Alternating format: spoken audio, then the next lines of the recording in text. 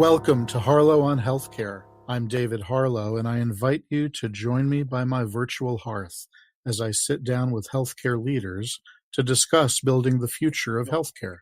Today, my guest is Matthew Holt. He is the co-founder of the Health 2.0 conferences, which are now owned by HIMSS, founder of the healthcare blog, president of SMACK.health, a healthcare startup advisory service, co-chair of Catalyst at Health 2.0, which runs challenges, codeathons, and related programs, and is a self-described curmudgeon in the world of health technology. The world needs more curmudgeons, Matthew, so stay skeptical. We skeptics need to stick together, don't we?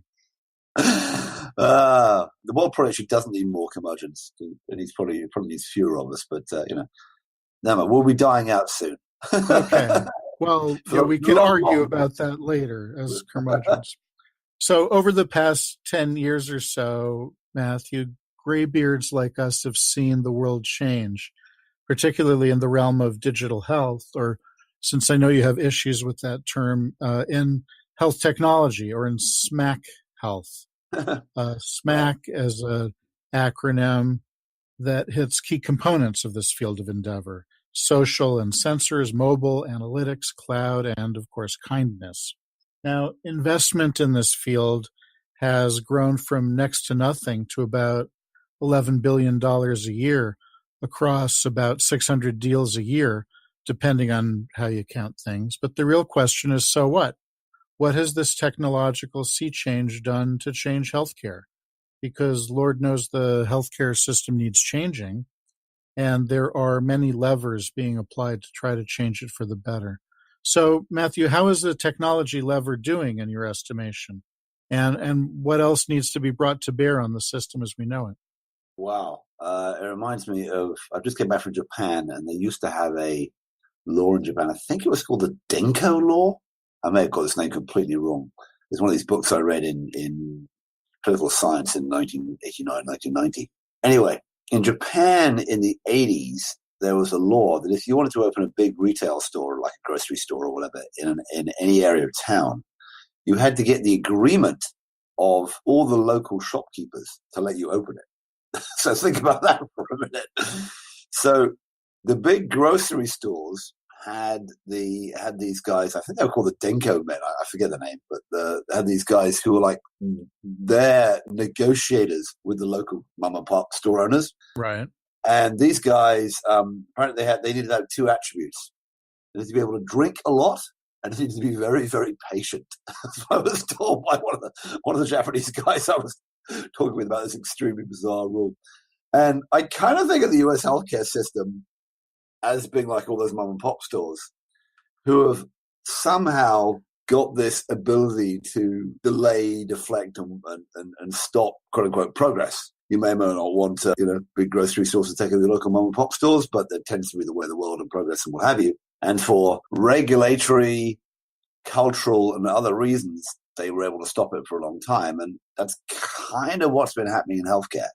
Now, having said that, I just went back to Japan this year, and that 30 years on, things have changed, or 28 years on, things have changed, and there are lots of big retail stores in Japan, and that kind of thing is over, and hopefully that'll be where we end up with healthcare. So, having said that, the problem we've got is, you mentioned, the 10 billion a year, or 11 billion a year that Startup Health say it is, or 5 billion Rock Health say, or whatever the number is, and that is some number. But I mean, don't forget, we're talking about investment into companies that are in a system or a series of systems, or how we want to describe healthcare, that's $3 trillion, $3.5 trillion, depending who you believe. Even personal healthcare is around 2.8 trillion, so a big number. Even if you take out things like construction and research and development or whatever, which get lumped into that 3.2, 3.5 trillion number. I guess the answer is it hasn't been that much. And by the way, most of that investment in I hate the term digital health, but let's use it because that's the term everyone knows. The digital health sector. We won't tell anyone. Okay, well, I guess anyone who listens to this, they'll figure it out. We'll have a separate discussion about SMACK Health and what we should call this stuff. I don't think that's a good answer, but, we're talking about the new part of the health tech sector, whereas the bit of the health tech sector which got the real investment in the last decade was, of course, the old world, the client server tools that were put into every hospital, every doctor's office in America during the expansion of EMRs under meaningful use under the High-Tech Act. And that got like about 35 billion of government money over just in a few years. So, 10 billion or so of government money a year, plus a ton more put in by the system, in terms of training, and probably 3 to 4 times that to do EMRs, which were, as I think we'll all agree, more or less paving the cow path of how the healthcare system had operated up to then. Right, but it's also, in a sense, it's a foundation for all of this new investment and activity.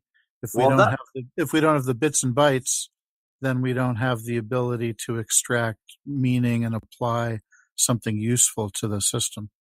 Yeah, I think you're probably right. And I think that there is a lot to be said for that. And this is the David Blumenthal argument as to why they didn't do interoperability, where they just put computers out there and EMRs out there and didn't really worry too much about it. He was the head of ONC at the time when all the money was spent, or the first one before Farzad Mostashari.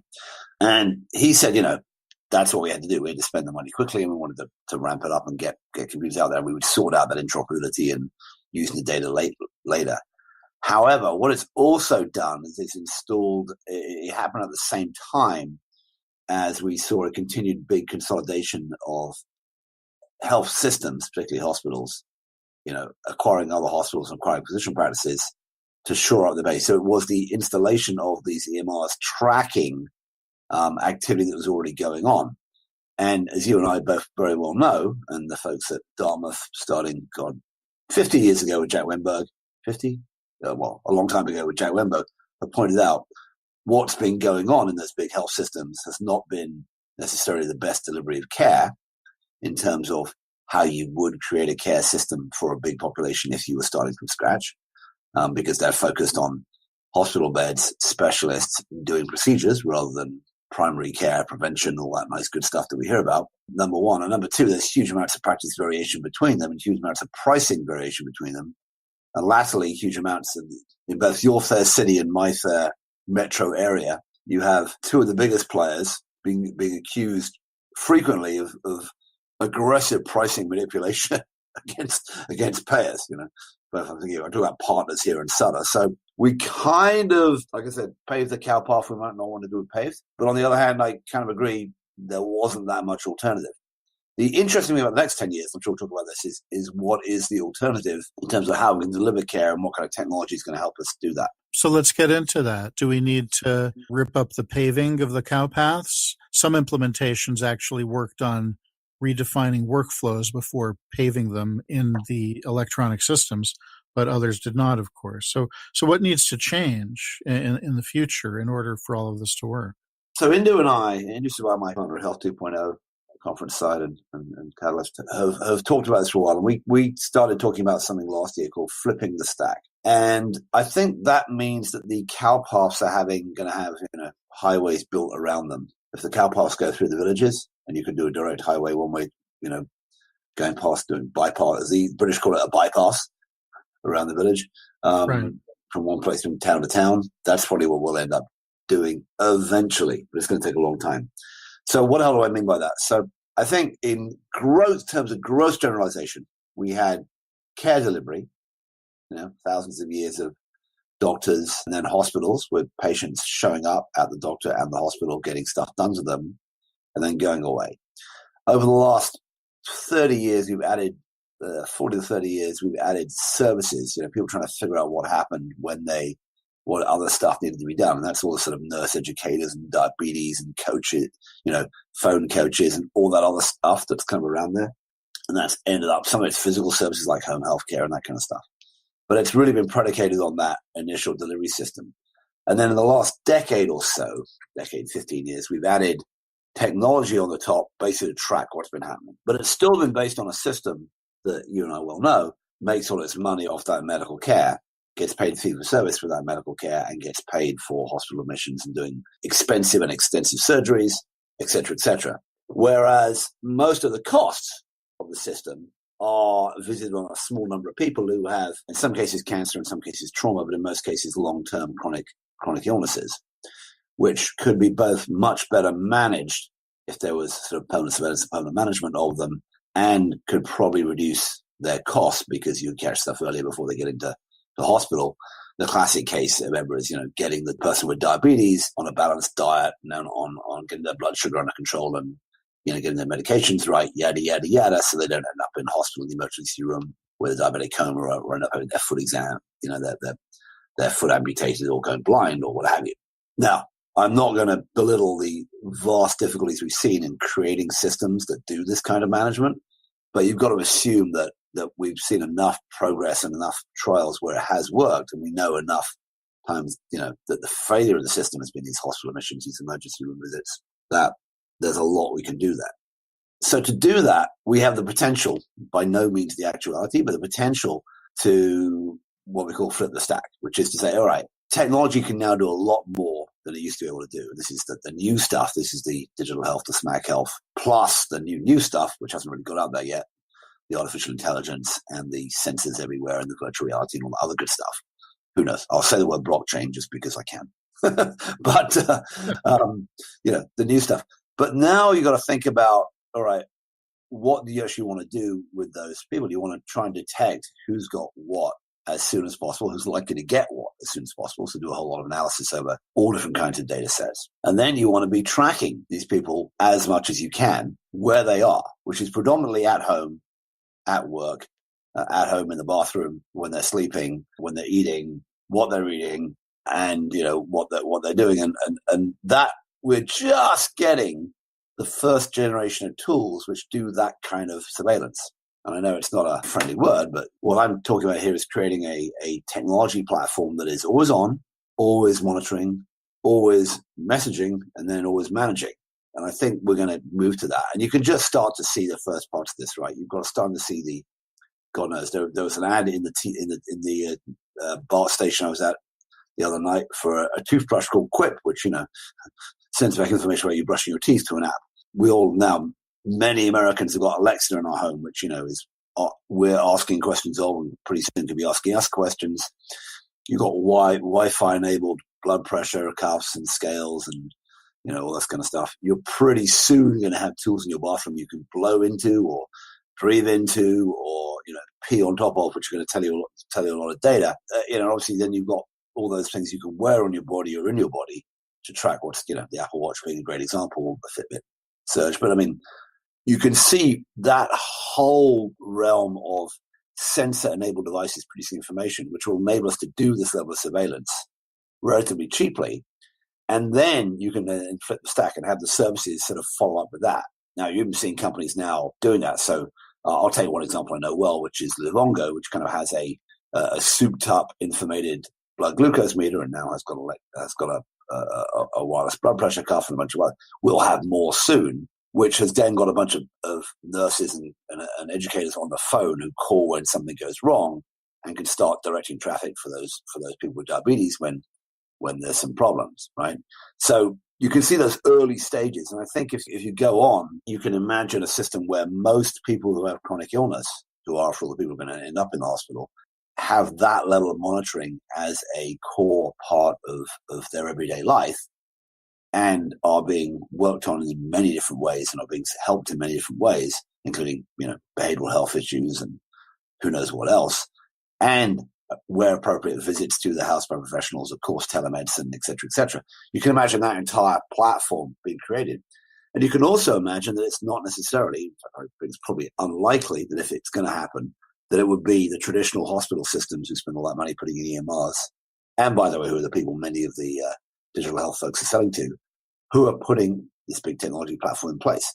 It's much more likely to be the current set of tech giants that, we know well who are putting, I mentioned Apple and Google and Amazon, and, it's more likely to be people like that with a bunch of partners than it would be partners, Mass General and Kaiser. Although that's completely open to debate. If you're just tuning in, this is Harlow on Healthcare, coming to you on Healthcare Now Radio. I'm David Harlow, and my guest today is Matthew Holt, Health Technology Curmudgeon at Large. Do you see those tech giants partnering with provider organizations, with payer organizations, or as value-based payment has started to take hold, people are now talking about payvider organizations, sort of a hybrid of provider and payer. I understand your point about needing a technology partner, but is the point of entry on the provider side or the payer side, or do you think it matters? This is a really good question. And the problem with this is where we get back to the shopkeepers in Japan, voting on the other people, because the regulatory mechanism for the shopkeeper is that there's Medicare fee for service, which is still 70-odd percent, 65-odd percent of Medicare, and then you have private plans through the rest of Medicare and the rest of the commercial world who tend to follow the Medicare fee schedule. And there's just been a bunch of changes to it around the margins about adding in payments for remote monitoring and what have you. But we don't have the big bang where we say, here's X dollars per person per year. You, the Medicare, somebody go figure this out, how to deliver the most effective care as cheaply as possible, which would drive people much more quickly towards this kind of, if it works, which I think it will do, much more quickly to this level of surveillance. So how does it get there? I mean, it's easy to paint this picture of the future. It's harder to see how you make that transition.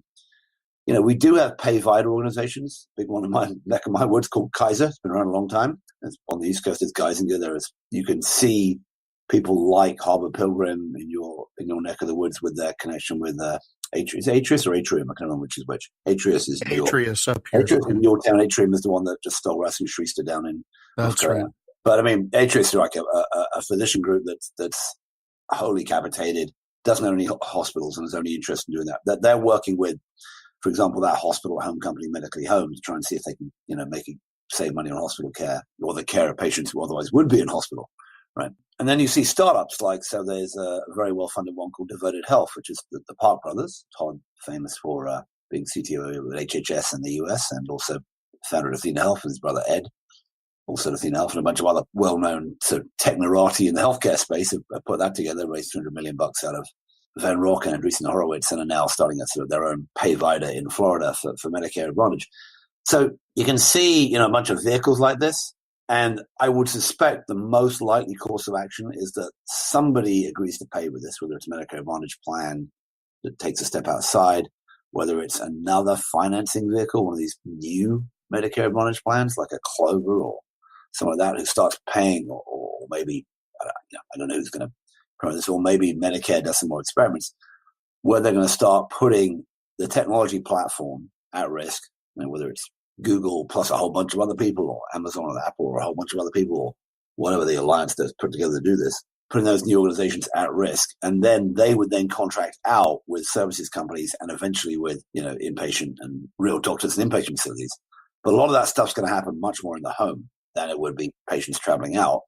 And you've already got both the telemedicine people plus some telemedicine plus home visit people. There's a little company called Heal, which is doing that.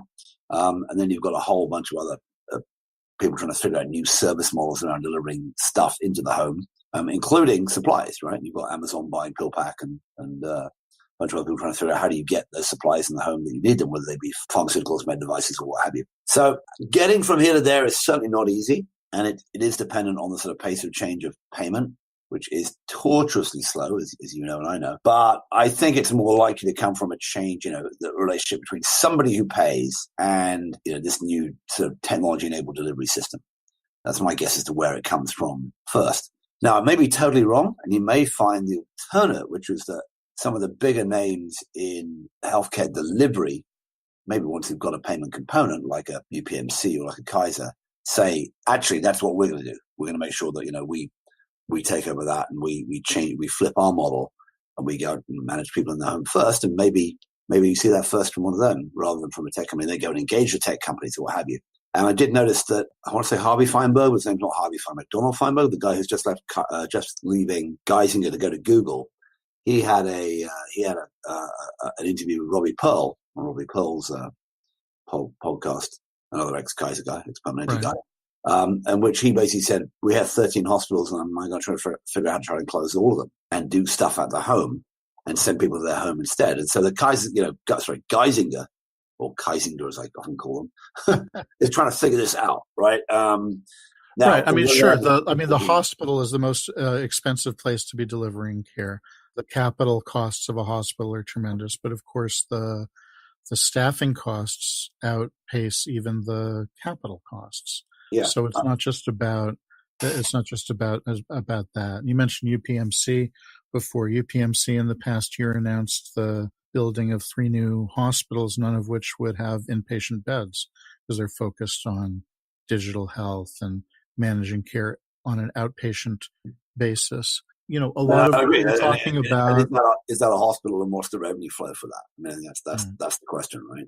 Because if the revenue flow is you don't have, maybe you don't need a hospital. Maybe you need we call it the hospital because I can't think what else to call it, but it's a health, what used to call health maintenance organization. But I guess that's not quite got the zing we look for.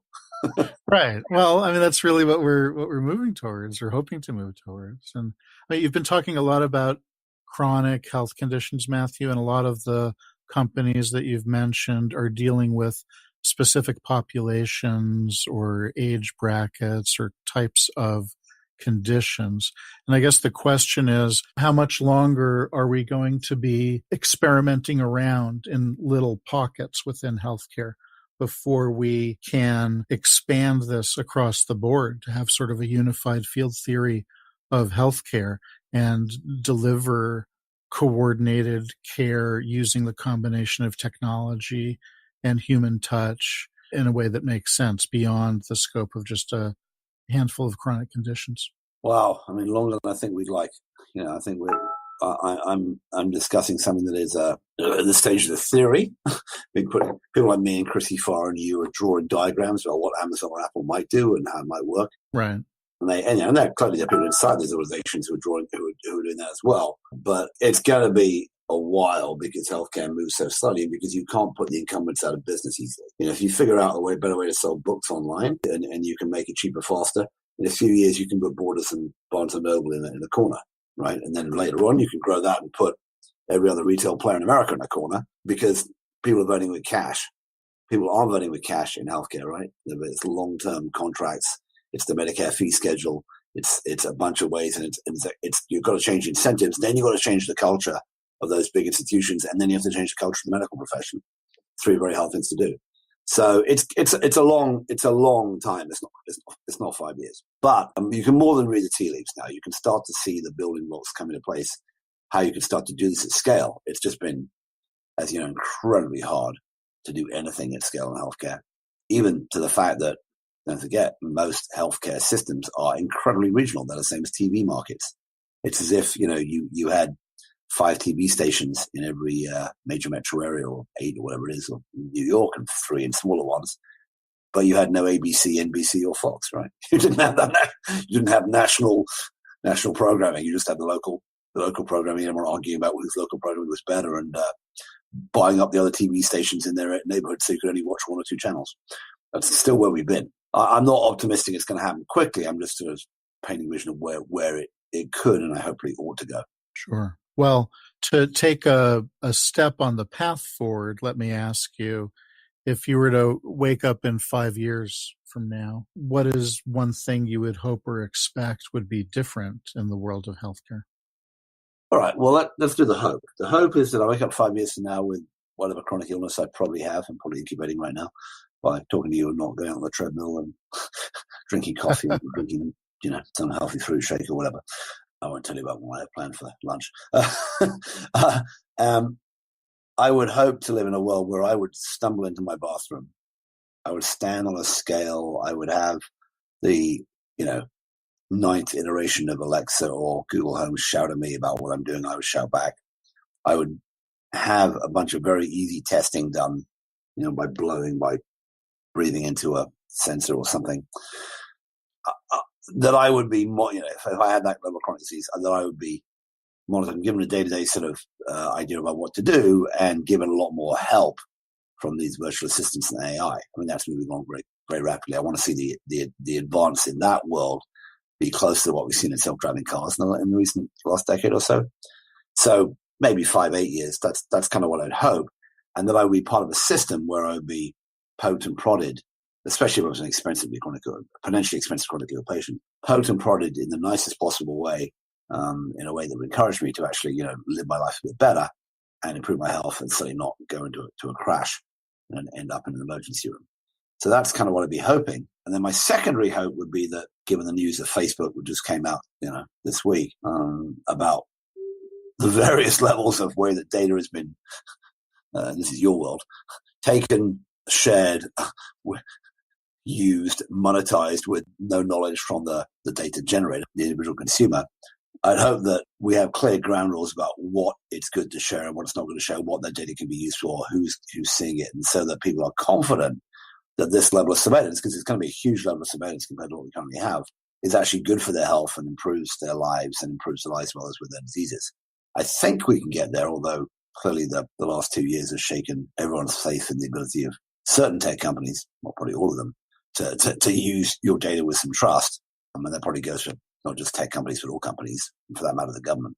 So I'm hoping that that gets resolved and it doesn't derail my vision. But I kind of agree. 5 to 8 years out, this is still kind of a vision. I think you'll see people in that kind of situation, a relatively low percentage, maybe 5, 8, 10, 20% of people with chronic illness who need that kind of surveillance having it. And then it'll be much longer before the whole system goes, aha, this really works. This is the way we deliver care in the future. And, we get up there S-curve and maybe it's in 20 or 30 years that everyone has that level of active management. And we're on what I call this tech platform that's, as I say, is always on, always measuring, always messaging, always managing. Okay. So that's my vision. And, hopefully it's right. But, I'm 55, but maybe we'll be dead before all this happens. Oh, I hope not, Matthew. I hope not too, but, I've been studying healthcare in the States since I was 30. So that gives me 25 years of, since I was 25. That gives me 30 years of doing this. And, I made a lot of predictions about how things were going to change. And I'm now at the point where I realize, okay, takes forever. Hope forever is not that long a time. Well, until that all changes, you can listen to more discussion about it here. Thank you for joining us, Matthew. I appreciate it. David, I really appreciate it. Appreciate all the work that you do in health technology, and helping people with all that sort of confusing legalese stuff as well. And really enjoyed talking with you. You have been listening to Harlow on Healthcare. Join us at healthcarenowradio.com. Let's continue the conversation on building the future of healthcare together at #HarlowOnHC. I'm David Harlow, keeping the fire going and holding a seat open for you. Until next time.